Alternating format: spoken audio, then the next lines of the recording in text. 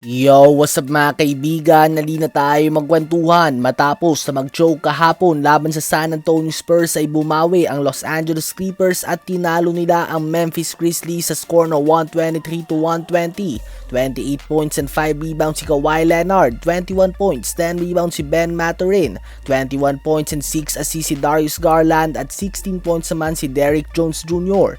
Dahil sa panalo na ito ay dumidikit na nga sila sa top 8 mga kaibigan dahil kahapon ay tinalo din nga ng OKC Thunder ang Golden State Warriors sa score na 104-97 kahit na wala si Chet Holmgren, Jalen Williams, Isaiah Hartenstein at Alex Caruso ay naging sapat na ang 27 points si Shai Gilgeous-Alexander. Kung hindi lang nga nag-choke mga kaibigan ng Clippers ng 25-point lead nila sa San Antonio Spurs, tabla na nga sana ang record nila ng Golden State Warriors para sa 8 seed ng West. At kapag may tiebreaker nga ay hawak pa ng Clippers ang advantage dahil sa head-to-head matchups at division record.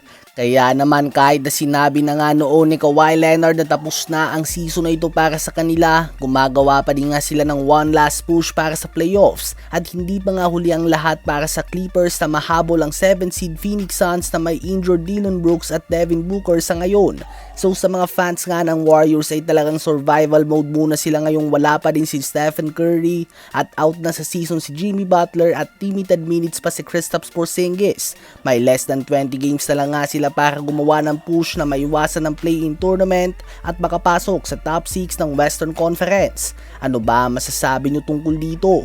Habang si Kevin Durant naman mga kaibigan ay patuloy lang ang umaangat sa all-time scoring list ng NBA. Ang former league MVP ay 181 points na lamang ang kailangan upang mahigitan si Michael Jordan sa listahan. Kung magagawa niya ito ay si KD na nga magiging panglima sa kasaysayan ng NBA na may pinakamadaming puntos. Para nga sa tulad ni KD na nag-a-average ngayong season ng 26 points per game, kayang-kaya niya nga pa yan mga kaibigan na magawa ngayong season lang. Ang Houston Rockets ay may 20 games pa na natitira bago mag-umpisa ang tapatan nila ng San Antonio Spurs maya-maya lamang. Kung mag-a-average nga si KD ng 26 points per game, 7 games lamang kailangan niya para mahigitan ng isa sa kanyang mga idolo na si Michael Jordan. Ayon nga kay Kevin Durant ay definitely big moment nga daw ito para sa kanya. Noong nag-umpisa nga daw siya na mag-basketball at kahit na makapasok na siya sa NBA ay hindi man lang niya inakala na darating ang panahon na mas madami ng puntos ang nagawa niya sa kanyang idolo na nakapaskil lamang sa kanyang kwarto noong siya ay bata pa.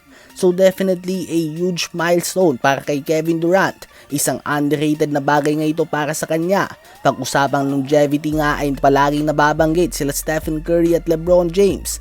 Subalit si KD nga na very consistent for more than 15 years now ay madalas nga na makalimutan ng mga fans at nanggaling na din nga siya sa isang Achilles injury mga kaibigan kaya naman talagang nakakamangha ito. Ano ba masasabi nyo tungkol dito?